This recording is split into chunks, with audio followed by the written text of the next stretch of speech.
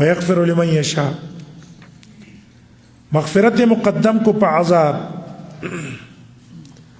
اشاره دا حدیث ته سبقت رحمتي غضبي، دا الله رحمت دا الله په غضب باندې مخکې دی، بخنه ډیر کوي. والله على كل شيء قدير، الله په هر شي باندې قدرت لرونکی دی.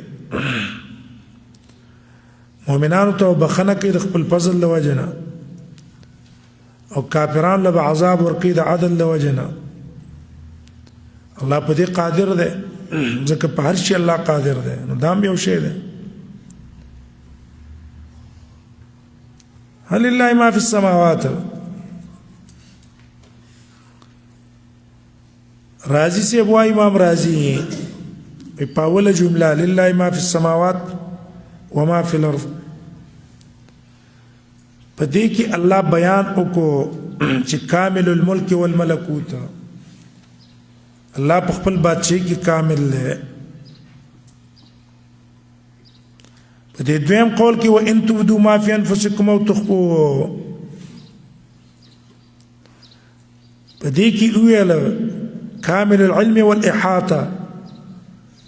الله علم محیط ته پر شي، یو شی د الله د علم نه بار نه دی.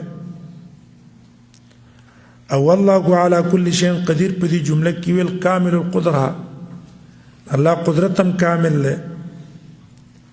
دا غالب دی په ټول ممکناتو.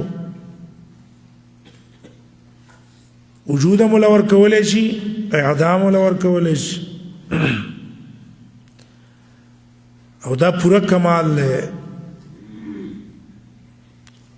چې ملکیت دم کاملی، علم دم کاملی، قدرت دم کاملی، په ټولو باندې غالب. نو دا پورا کمال دی. آمن الرسول بما انزل الیه من ربه، اوس په دې کې د رسول الله صلی الله علیه وسلم او د صحابه او د مؤمنانو حال بیانوي. هدا دي آیاتونو مناسبت ته مخکې سره دا ده چې مخکې آیات کې ویل وان تبدوا ما في انفسكم او تخفوه، نو دیو راولګېدل ویرېدل چې الله موږ حساب کتاب کې دا به څه کوو. نو استهزر تضرع الله ته وکړه چې موږ په تا ایمان دی او سمعنا واطعنا غفرانك ربنا واليك المصير.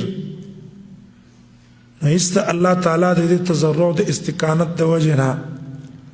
دا حکم په آسان کو چې الله تاسو د زونو په وسوسو نه رانیسي تر څو پر چې تاسو عزم دا غي نه کړه. ویل لا يكلف الله. دویمه د سورت د ابتدا سره مناسبت دا ده چې دې سورت په ابتدا کې د قرآن صفات ذکر کړه او به ویل هدى للمتقين، د متقیانو صفات ذکر کړه، یؤمنون بالغیب او بما انزل الیک، او په مخکینو کتابونو ایمان لري. نو دلته په دې صورت په اختتام کې ذکر د کتاب دی او هغه څوک دي چې په دې کتاب ایمان لري چې نبی صلی الله علیه وسلم او صحابه دي. دغه متقین څوک دي؟ آمن الرسول والذین والمؤمنون، دغه متقیان دي ځکه دا قرآن مني، مخکینی کتابونه مني، لا نفرق بین احد من رسله، په غیب باندې ایمان لري. دې ته ویل کېږي هغه اول صورت او آخر صورت ته یو شان شي. عرب عادت هم دقه سیو. آمن الرسول بما انزل الیه، ایمان راوړی پیغمبر بما انزل الیه، په کتاب چې نازل شوی دی دته. ابه ایمان هغه تصدیق هم نه دی، کتاب تصدیق کړه. دلیل دی په دې چې رسول الله سم مکلف وو په ایمان چې په قرآن به ایمان هم لري په خپل ځان به ایمان لري رسول الله هم دقه سي مکلف وو چې تصدیق وکړي چې زه د الله رسول یم او دارنګ ایمان هغه تخلق هم ده رسول الله صلی الله علیه وسلم په دې قرآن مطابق عمل کړی لکه حدیث د عائشې کې دي کان خلقه القرآن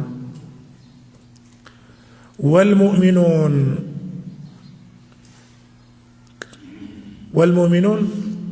كذلك او دقه سي مؤمنانم تصدیق کړی دی په هغه کتاب چې دیو ته نازل شوی دی آمن الرسول بما انزل الیه چې نازل شوی د تم ربي د طرف د رب ددنه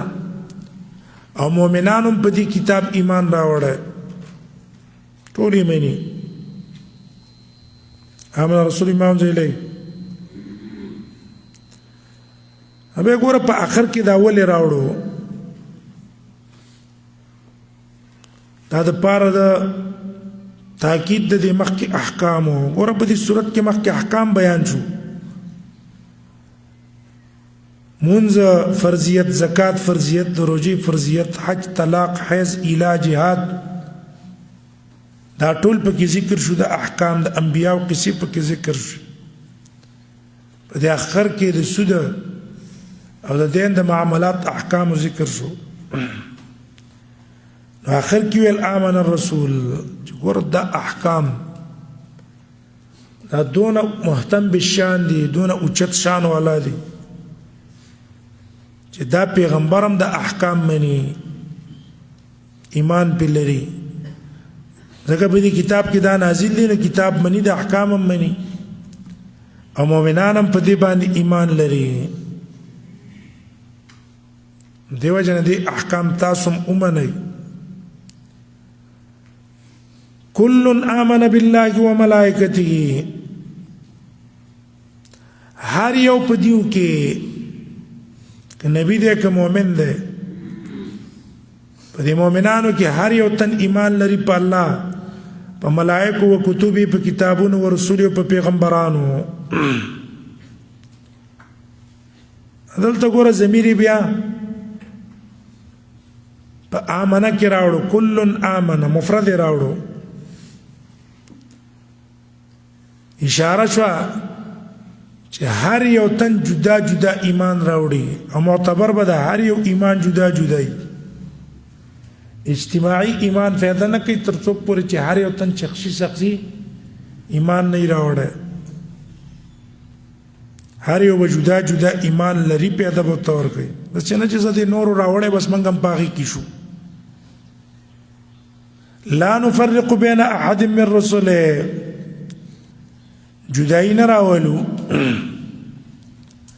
بین احد من رسول په مابین د یو تند پیغمبرانو کې سمانا لا نفرق معنا وای قائلین لا نفرق ایمانم لري او ایمان سره دا وای چې موږ په پیغمبرانو کې تصدیق تفریق نه کوو یو تفریق بین رسول اغدا ده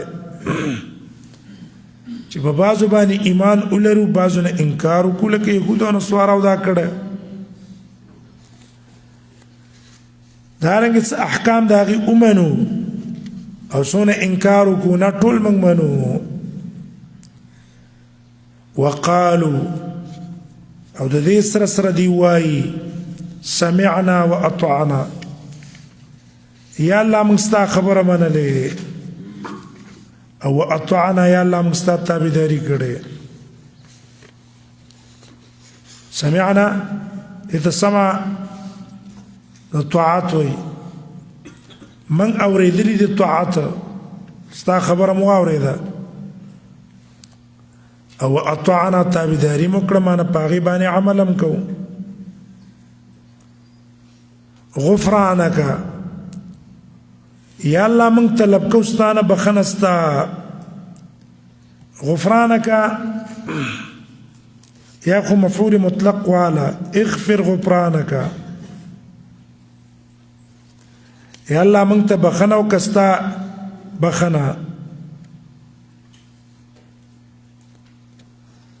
او یا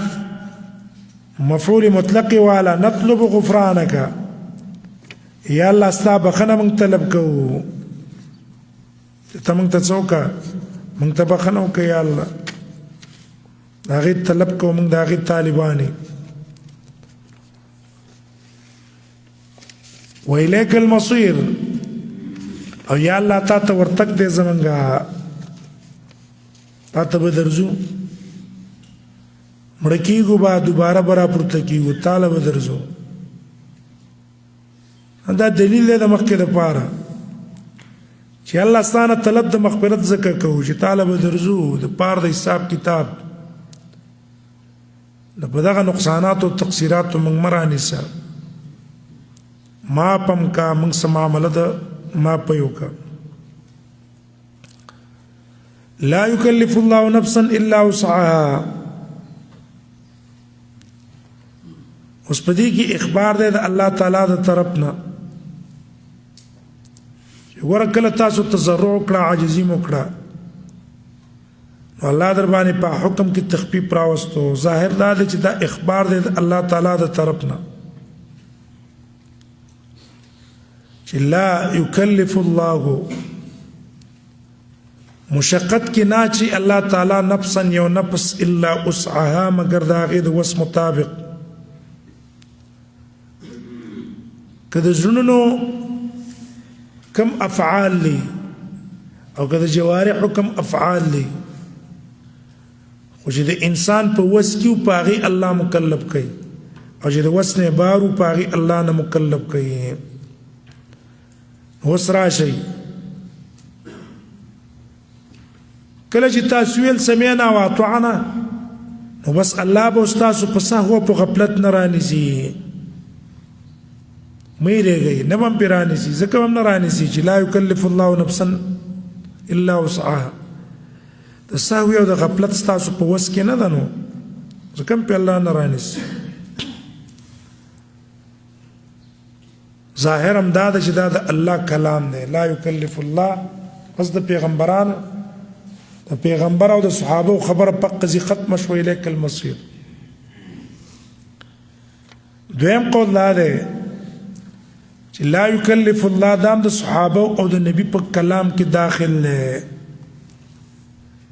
چې ګوره دی وی الیک المصير او دام وی چې لا يكلف الله نفسا الا وسعها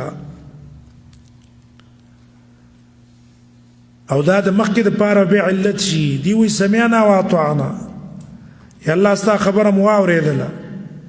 او عملا به وکړو ځکه په عمل وکړو چې لا يكلف الله نفسا الا وسعها الله نه مکلف کوي او نفس مگر د خپل وس مطابق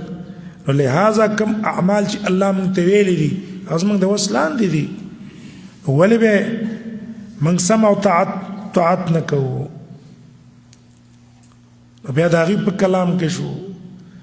او ظاهر اولنی قول دی چې دا د چا دی اخبار دی د الله تعالی د طرف نه لها ما کسبت وعلیها ما اکتسبت د دې نفس دپاره په فایده کې دی ما کسبت کوم عمل چې دی کړی وعلیها او په دې باندې وبال دی ما اکتسبت دی چې کوم ګناه کړی کومه ګناه کړی د هغه په دې باندې وبالي کم د خیر کاری چې کړی د پاره به پیدا یې د په طاعت بل چاته فایده نه رسیږي او د په ګناه باندې بل چاته ضرر نه رسیږي فایده هم د خپل ځان د ضرر هم د خپل ځان دی اوی خیر سره کسب ویلو لها ما کسبت شر سے اکتساب ویل مکتسبت ځکه اکتساب کی اشتهایی انجذابي او شرونه ته د انسان نفس مائلی هغه غواړي هغه طرف ته منجذب کیږي نو ځکه اکتسبت ویلو دې څه کوي خپل شوق باندې هغه کوي خلاف د خیر چې کوم ده کنه دا په انسان باندې بوجي ظاهر کې نفس نه غواړي نو دې د وجه نه دې کې اکتسبت نه کسبت ویل ځکه اکتسبت کې معنا د څه ده طلب کوشش کنه ګناه ته د انسان میلان دی خو په شوق یې کوي نیکی په شوق نه کوي نو ځکه کسبت وسویله ها نیکی سے لها وی لها لام کی اشاره وکړه چې دا سبب ته خوشاله دی دا په کې فایده ده ځکه دا په کې ویلو او علیها کی اشاره وکړه بوج ته دا ګناه په د باندې وبالي بوج به په هدلتا کشاب صاحب د جار بوردی نه قول نقل کړه ہے جار بوردی په شرط شافعیه کې وایي وګوره معنا د کسب څه ده کسب تحصيل الشيء على اي وجه كان دوه فرق کړي یو کسب دی یو اکتساب دی کسب ویل کېږي تحصيل الشيء على اي وجه كان یو کار ته چې او کې پاره طریقه یې او اکتساب ویل کېږي المبالغه والاعتمال فيه پای کې مبالغه کول او پاغي کې هغه کوشش پکې ډېر کول وزدل تراشه نیکی سے کسبت ویلا دیکم اشاره شو د الله فضل تا چې تا دا نیکی په اړه طریقه وکړه الله تعالی اجر او ثواب درکړي او ګناه باندې به الله عذاب درکړي چې تا ډېر په شوق باندې وکړه اکتساب دې پکې وکړو کنه کوشش دې پکې وکړو پاغي کې او رغبت دې پکې بیا د سزا درکړي او نیکی چې دې پاره طریقه باندې وکړه الله تعالی اجر او ثواب درکړي ربنا لا تؤاخذنا ان نسينا دا مغه دعا د مؤمنانو او د رسول اے رب از من لا تؤاخذنا منی سمن ان نسینا کمن نڅ شعیر شو ستا اوامر من نه ير شو ستا نواهی من نه ير شو وم کړه بمم رانس او اخطانا او یا خطارانا وشو نقصان نه وشو حق کار په ځم بل کارو کو په خدای کې هغه مرانس او زلتا مشهور اعتراض ده چې ګوره نسیان او خطا خو الله د دې امت نه پورته کړی دا رسول الله سمي رفع ان امتي الخطا والنسيان زما د امت ته خطا او نسیان پورته ده په یو شی باندې مؤاخذه نه ولدي بيد الله نه دعا کوي چې الله مونږ پاغي مرانی سا اخو تحصیل حاصل له اس پیدا نشته ته دا دعا کې الله دې په نرانی سي هدا دې بیا علماء جواب کړه یو جواب دا ده چې دینه مراد اسباب دي لا تواخذنا یا الله من مرانسا فاغا اسبابو چې هغه مبزي شو نسيان او خطا ته دا غي د وجه موږ نه څو شو خطا او نسيان موږ نو شو ټیک د خطا او نسيان خو نیول نشته او جدسي اسباب اختیاري چې دا غي د وجه نه په خطا او په نسيان کې واقع کیږي به خبراني ولګيږي کنه تفرید کې بے پروايي کې په دې وته الله رانی سي کنه نو یا الله کدا بے پروايي موږ نه وشو هغه سبب مرانی سا ایو معنا ده دویمه جواب دا ده چې ګور دلته دا طلب کوونکې د عفو نبی ده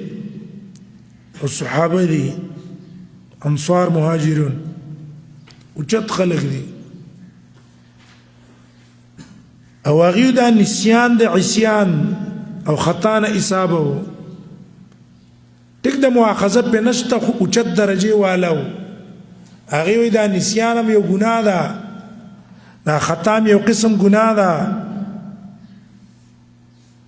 نو دی وی یا الله موږ په دې مرانیسه ولې موږ نه دا نسیان وشو ولې موږ نه دا خطا وشو دې معنا شو دریم جواب حسنات دا شو حسنات الابرار سیئات المقربین کنه اوچت خلق دي ټیک د موږ تاسو لپاره نسیان او خطا ګناه نه ده خو هغه د اوچت مقام د وجه نه دا نسیان او خطا څه غني یو نوع او یو قسم د ګناه غني نو الله نه سوال کوي چې په ممرانیس دریم جواب چا دا کړه دلته نسینا په معنا د ترک ده او خطا نه مراد کسب د ګناه ده ممنس ان نسینا یا الله کمنګ پرې خصوصا امر تا مونږ ته حکم کړی د استم په عملونو کو او اخطانا او یا الله مونږ نه ګناه وشو نو په دې مرانیسه ربنا ولا تحمل علينا اسرا یا الله ای زمونږ رب ولا تحمل علينا اسرا او ما چو په مونږ باندې بوج کما حملته على الذين من قبلنا شان ته دغه بوجونو چې تا اچولي په هغه کسانو چې زمونږ نه مخکې وو دلته معنی دا ده اسر نه مراد هغه درانه بوجونه دي د اعمالو لکه مخکینو کسانو باندې د سخت احکام مقرر کړو په بنی اسرائیل باندې یا الله اقص سخت احکام په موږ مراولې بیا دا غيو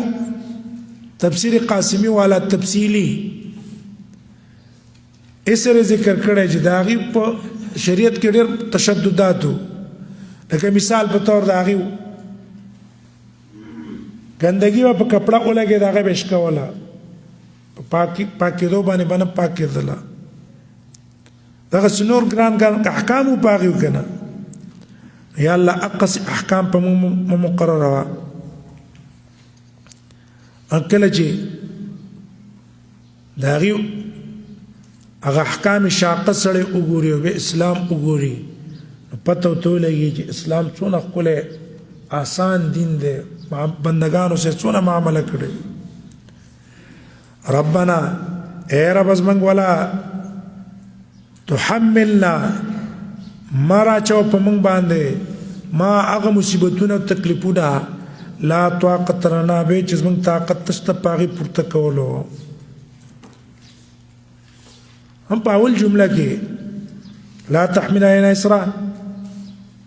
پای کې دعا وا د پار د رفع د سخت تکلیفونو احکام شاقه او په دې کې مصیبتونه یا الله په مصیبتونه مراوله دا سي آفت او مصیبت په موږ مراوله چې موږ د هغې د صبر نه به عاجزي واعف عنا یا الله موږ ته معافي وکړه موږ ګناهونه معاف کړه واغفر لنا یا الله موږ ته بخښنه وکړه کوم ګناهونه موږ نه شوي دي هغه راته معاف کړه ورحمنا یا الله په موږ رحم وکړه تفضل وکړه په موږ باندې په رحمت سره دی نه چې موږ مقصرین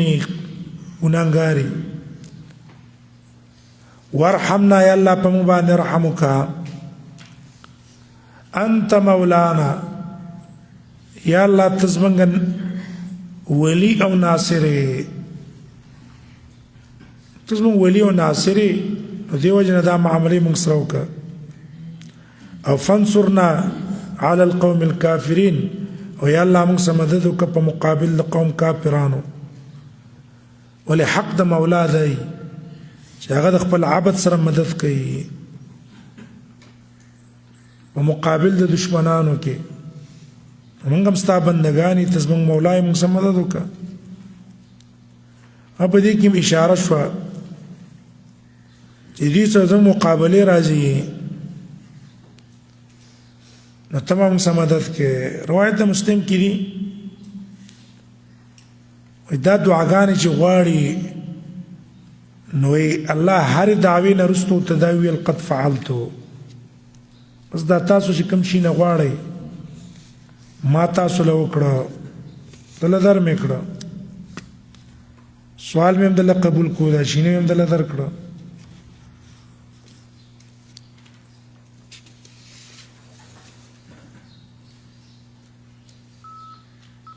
سورة آل عمران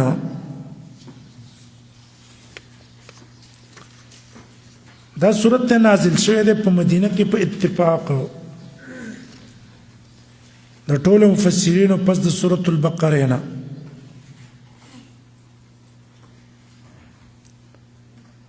هدا سورت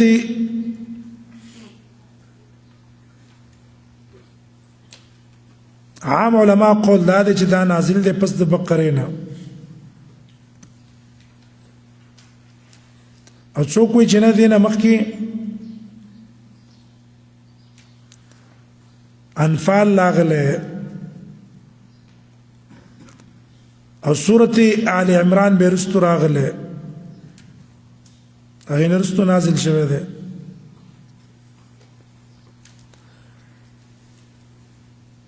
ها سبب د نزول علماء ذکر کړه ده چې دا ابتدایي آیاتونه تر یو اتیا آیات پورې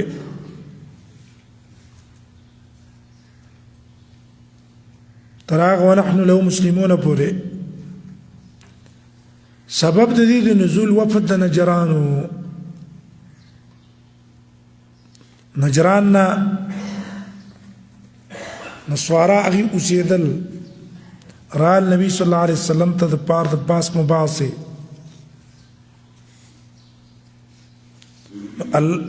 عیسی علیہ السلام متعلق سباسونه کولها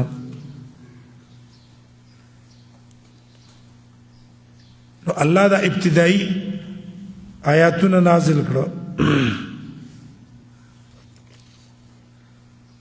حدیث سورت آل عمران موي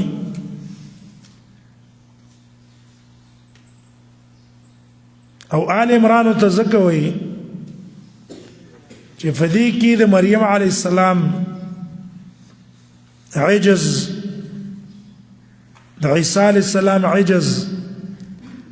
د مریم مور داغه عجز همدارنګه د زکریا علی السلام عجز پکې بیان شوی دی چې دا ټول الله ته محتاج دا مستحق د عبادت نو چې دې د څوک عبادت وکړي او نه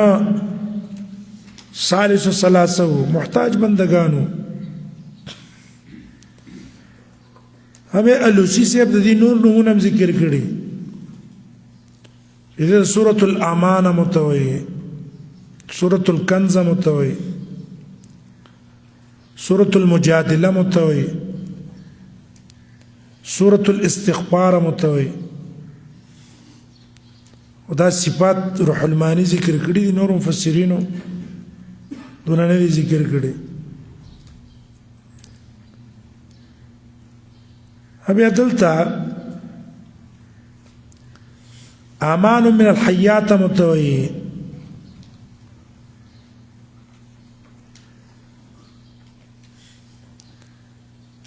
پدې کې واقع د احد ذکر ده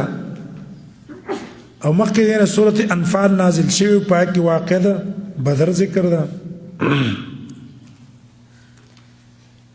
رب دې سورۃ مکه سورۃ صدا ده چې مخکې صورت کې اقامت الحجت الله توحید ثابت کو تو رسول الله صلی الله علیه وسلم رسالت ثابت کو دلائل او په شبهات ندلت ازاله الشبهه دا د عیسیانو په زینونو کې چې کوم شبهات د الله د وحدانیت او د عیسی علیہ السلام د الوهیت متعلق هغه شبهات زایله کوي چې ګوره عیسی په لاس باندې ناشنا کارونه دلیل د هغه د الوهیت نه دی هغه محتاج بنده و هغه ځان د مرګ نه شو بچ کولی نو څنګه هغه به اله شي واکدار متصرف بشي دویمه ربط د مخکې سره دا دی مخکې صورت کې تفصیلی ردی په یهودیانو کو چې راشي ایمان راوړئ الله در باندې نعمتونه کړي بیا د هغې خباثتونه بیان کړو نو دې صورت کې رد دی په نسواراو او هغې ته دعوت دی ایمان ته دریم ربط دا دی چې دې صورت کې تفصیل له د بعضی هغه امورو چې په مخکې صورت کې اجمالاً ذکر شو بقره کې اجمالاً ذکر شوی نو دلته د هغې تفصیل کوي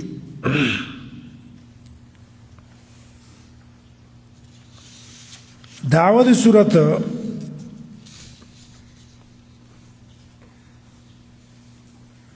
یاد سی وای اهم مقصد د دې صورت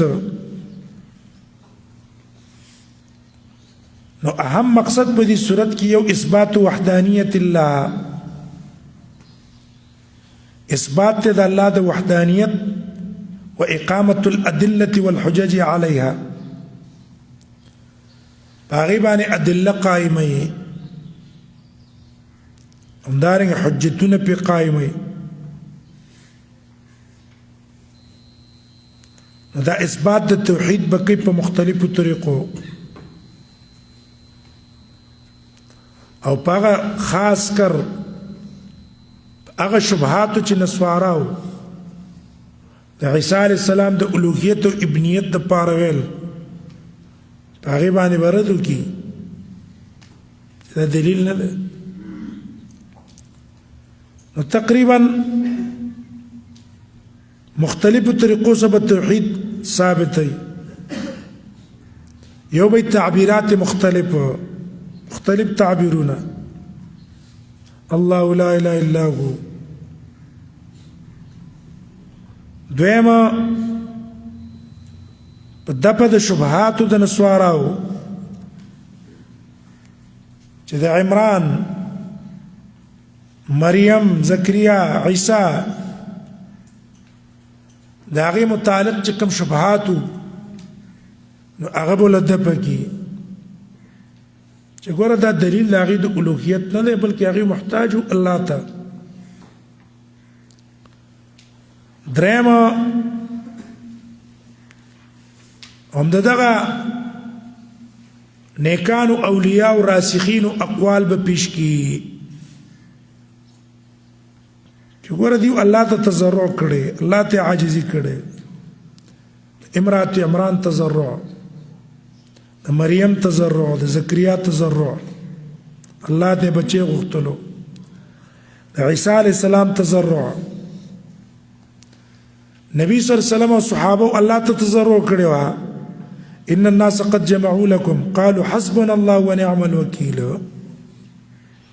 نغي ویل الله بس من کافی دی خزه می وار دی پاغه می اعتماد دی ګور هغه په الله اعتماد کو همدارنګه رد به په اقسام د شرک پاک یو شرک فی العلم دی الله نه بغیر بل څوک په غیب باندې نه پوي فی التصرف واک او اختیار په دې عالم کې د الله چلیږي د بل چا نه چلیږي همدارنګه فی العبادات د الله سره په عبادتو کې بل څوک شریک نه په دې اقسام د شرک باندې ورغلي او چې څوک د توحید نه انکار کوي دغه قباحتنا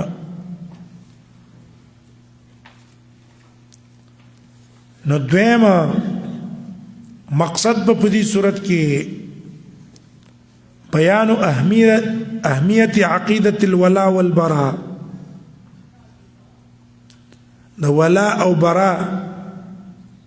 د دې اهمیت د الله د دوستانو سره به تعلق ساتي او د الله د دشمنانو به براءت کې غنه بیزاری اختیار او تفصیلی احوال د اهل کتاب بیان کی او دریم مقصد په دې صورت کې اهتمامي بجوانب التربیه د مؤمنانو اخلاقی تربیت چې ګوره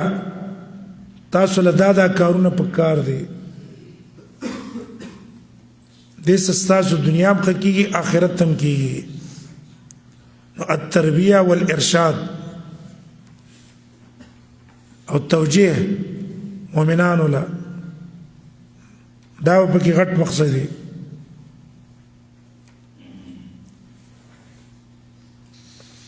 هم په اول کې دعوت توحید وی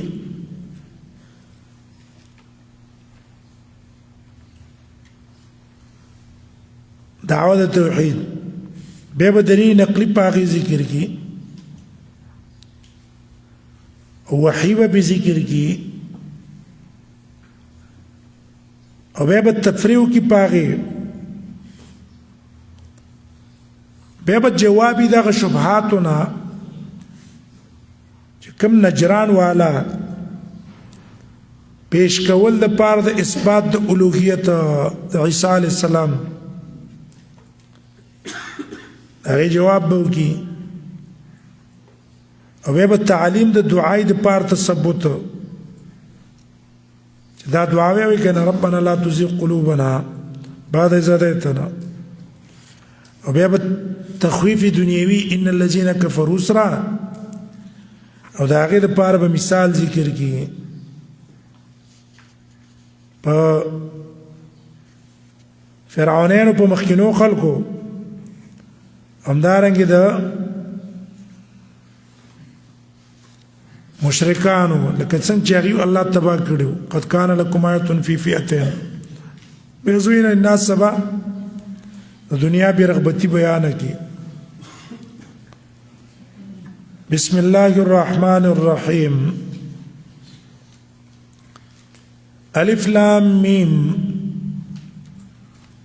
هذه حروف مقصد الله بويه سورة بقرة كم تفصيله كد وقوله راجح دادا ودي سورة بسر کے یا نور سورتون بسر کے حروف مقطعات چې الله راوړي دې کې اصل کې تنبیه د مشرکانو ته اے مشرکانو قرآن هم جوړه د حروفونه چې کوم نه تاسو خپل کلام جوړوي کدا د الله کتاب نه راشي مقابله کوي د دې پرنګ جوړ کوي کنه نشي جوړولې دلیل چې دا د الله کتاب دی الله لا اله الا هو الحي القيوم هم دا وجه ده کم ځای کې چې حروف مقطعات راغلي نو ورپسې متصل د قرآن عظمت راغلی نزل علیک الکتاب دلتم شو ذالک الکتاب لا ریب فیه سورة بقره کې شو نور سورتونه کې الته عظمت د قرآني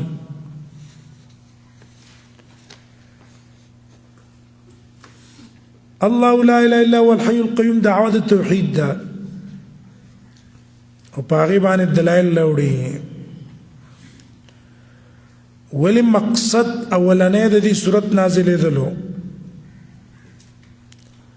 هغه نجران نه چې کوم وفد راغلی وو